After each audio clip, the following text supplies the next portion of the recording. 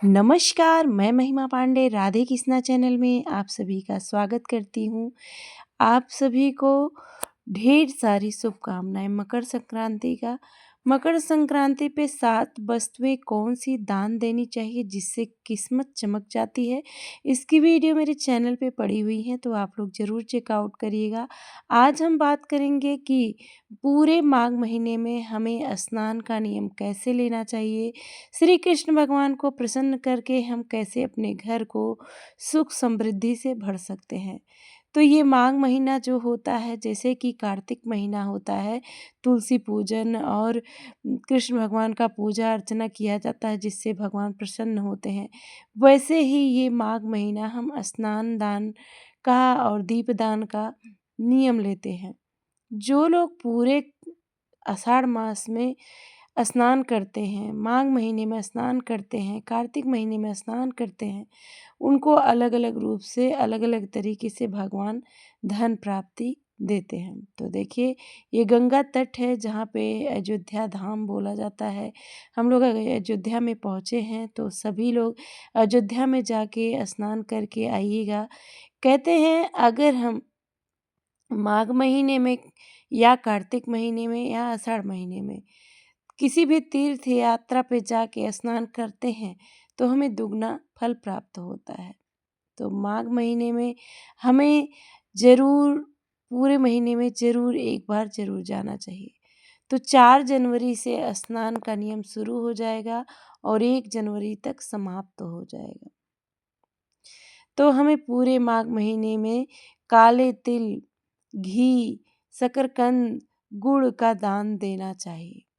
कहते हैं घी के दान देने से हमारे पूर्वज तर जाते हैं और उनकी पीढ़ी दर पीढ़ी जितनी भी है, जो लोग घी का दान करेंगे उनके पीढ़ी दर पीढ़ी पूर्वज को जो है स्वर्गलोक में प्रतिष्ठित किया जाएगा। और जो लोग कभी एक्सीडेंट से या अकाल मृत्यु को प्राप्त हुए हैं तो उनको भी भगवान स्वर्गलोक में निवास दे देते हैं, यानी कि वो भटकते नहीं हैं इधर-उधर। तो भगवान से विनती करते हुए हमें घी का दान ज़रूर करना चाहिए। गायों को भोजन करवाना चाहिए। तो जब हम तीर्थ यात्रा पे कहीं भी जाते हैं तो अपने हाथ में गुड़ लेके ज़रूर जाना चाहिए। थोड़े से चना, गुड़, काले तिल ले जाके गाय को भोजन करवाना चाहिए। हो सके तो अपने घर से रोटी भी ले जाएँ जिससे खिलाने में आसानी होगी। स्नान करने के बाद गंगा तट पे कभी भी आप वस्त्र वहाँ पे ना धुलें।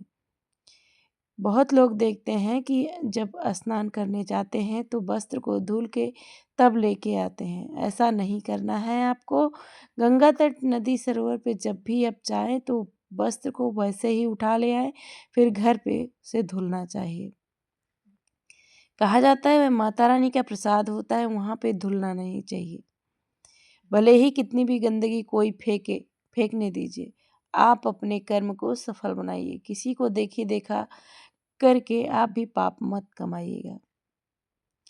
कहते हैं शकरकंद दान करने से हमारे जितने भी आने वाले जीवन में कष्ट होते हैं सब खत्म हो जाते हैं। गुड़ का दान करने से हमारे जीवन में, पति पत्नी के जीवन में या भाई बहन के जीवन में जितने भी रिश्ते हमारे हमसे जुड़े हुए हैं सब में प्रेम बढ़ता है। इसीलिए गुड़ का दान करना चाहिए।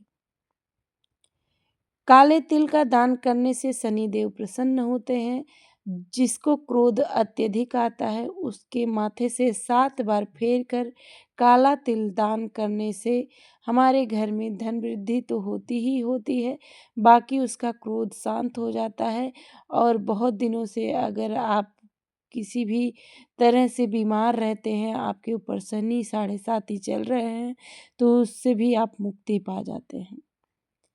दीपदान इसमें खासकर बताया गया है। तो शाम के टाइम में, यानी कि प्रदोष काल में, आप किसी भी गंगा तट पे, तालाब पे, कहीं भी कुएं के पास आप दीपदान जरूर करिएगा। कितने दीपदान करना शुभ होता है? 21, 51, 101 या 5 दीपक भी आप दान कर सकते हैं। इस दिन अगर पीपल के नीचे आप दीपक जला पाएँ या केले के वृक्ष के नीचे भी जला पाएँ दीपक, तो अति उत्तम होता है। कहा जाता है कार्तिक पूर्णिमा पे दीपदान किया हुआ, अगर हम दीपदान कर देते हैं कार्तिक पूर्णिमा पे एक ही घी के दीपक से, तो हमारे घर में सुख समृद्धि बढ़ती है। साथ साथ ही यदि हम कोई इच्छा रखते हैं तो वो इच्छा भी पूरी हो जाती है। आंवले के वृक्ष के नीचे भी दीपक जलाना चाहिए इस दिन। कहा जाता है इस दिन आंवले के वृक्ष के नीचे दीपक जलाने से भगवान विष्णु माँ लक्ष्मी की अनुकंपा हमारे ऊपर बनी रहती है, जिससे माँ लक्ष्मी प्रसन्न होती हैं और हमारे घर में अस्थायी रूप से निवास करती हैं। तो आप सभी को छोटी छोटी बातें ध्यान रखकर कार्तिक पूर्णिमा और मकर संक्रांति पे आपको इन सब बातों का ध्यान रख के पूजन करना है। माघ महीने में हमें ब्रह्म मुहूर्त में ही स्नान करना चाहिए, और जो लोग नदी सरोवर पे स्नान करने नहीं जा पाते हैं वो अपने घर पे ही काले तिल और गंगा जल डाल के स्नान करें, परंतु गर्म पानी में गंगा जल मत डालिएगा।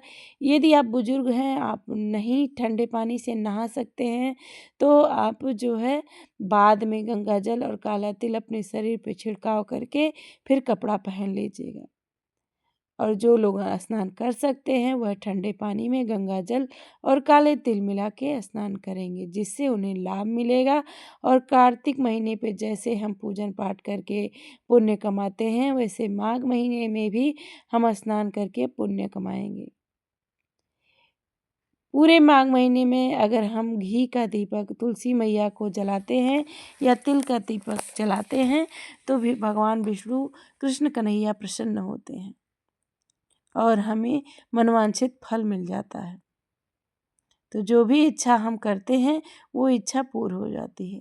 यदि आपका बच्चा बहुत चिड़चिड़ा है, बहुत गुस्सैल है, तो आपको कार्तिक पूर्णिमा के दिन या आपको माघ स्नान जब से आप शुरू करें स्नान करने, तो 1 रुपये या 2 रुपये का सिक्का रोज निकालिए 1 महीने तक।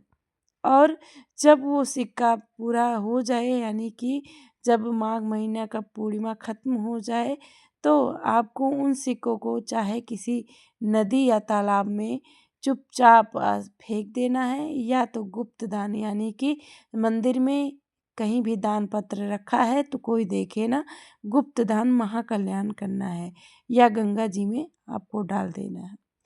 इससे आपका बच्चा जो भी है कितना भी क्रोध करता है, पढ़ाई में मन नहीं लगता है, तो अगर बहुत बीमार रहता है तो इन सब चीज़ों से छुटकारा मिल जाता है। ऐसा पद्म पुराण में लिखा हुआ है।